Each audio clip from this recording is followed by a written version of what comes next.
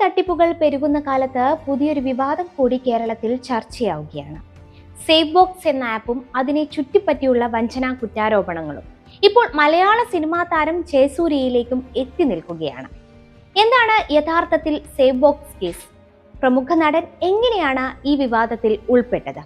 വില കൂടിയ ഐഫോണുകളും ലാപ്ടോപ്പുകളും വെറും 10 രൂപയ്ക്കും 100 രൂപയ്ക്കും സ്വന്തമാക്കാം എന്ന് മോഹിപ്പിച്ചാണ് സേഫ് ബോക്സ് ഉപഭോക്താക്കളെ ആകർഷിച്ചത്. ലേലത്തിലൂടെ കുറഞ്ഞ വിലയ്ക്ക് സാധനങ്ങൾ നൽകാമെന്നായിരുന്നു വാഗ്ദാനം. എന്നാൽ ലേലത്തിൽ പങ്കെടുത്ത പലർക്കും പണം നഷ്ടപ്പെട്ടു എന്നല്ലാതെ ഉൽപ്പന്നങ്ങൾ ലഭിച്ചില്ല. ഇതിനെ തുടർന്നാണ് പോലീസിൽ പരാതി എത്തുന്നത്.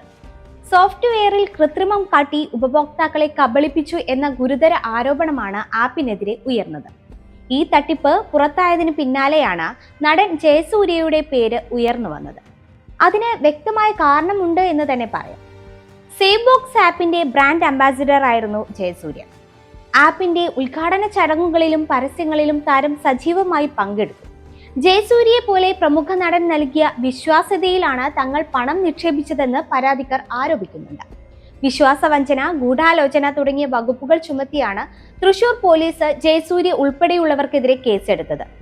ആപ്പിന്റെ പ്രൊമോട്ടർമാരായ അജിത് കുമാർ, സന്ദീപ് എന്നിവരാണ് കേസിലെ പ്രധാന പ്രതികൾ. എന്നാൽ ഈ ആരോപണങ്ങളിൽ തനിക്ക് പങ്കില്ലെന്നാണ് ജയസൂര്യയുടെ നിലപാട്.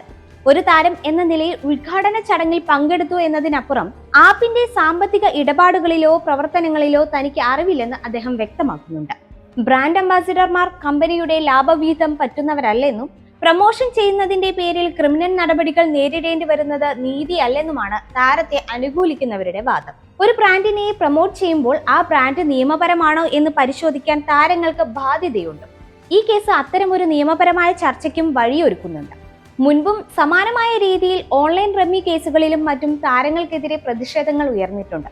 എന്നാൽ സേഫ് ബോക്സ് കേസിൽ പോലീസ് അന്വേഷണം ഇപ്പോഴും പുരോഗമിക്കുകയാണ്. ഹൈക്കോടതിയിൽ നിന്ന് ജയസൂര്യയ്ക്ക് ചില ഘട്ടങ്ങളിൽ ആശ്വാസകരമായ വിധികൾ ലഭിച്ചിട്ടുണ്ടെങ്കിലും കേസ് പൂർണ്ണമായും അവസാനിച്ചിട്ടില്ല. സേഫ് ബോക്സ് കേസ് നമുക്ക് നൽകുന്ന പാഠം വ്യക്തമാണ്. സിനിമാ താരങ്ങളോ പ്രമുഖരോ പരസ്യം നൽകുന്നു എന്നതുകൊണ്ട് മാത്രം ഒരു സ്കീമിലും കണ്ണടച്ച് പണം നിക്ഷേപിക്കരുത്. ഓരോ രൂപയും ചിലവാക്കുന്നതിന് മുൻപ് അതിന്റെ സുതാര്യത ഉറപ്പുവരുത്തുക. നിയമ പോരാട്ടം തുടരുമ്പോൾ സത്യം പുറത്തു വരുമെന്ന് നമുക്ക് പ്രതീക്ഷിക്കാം.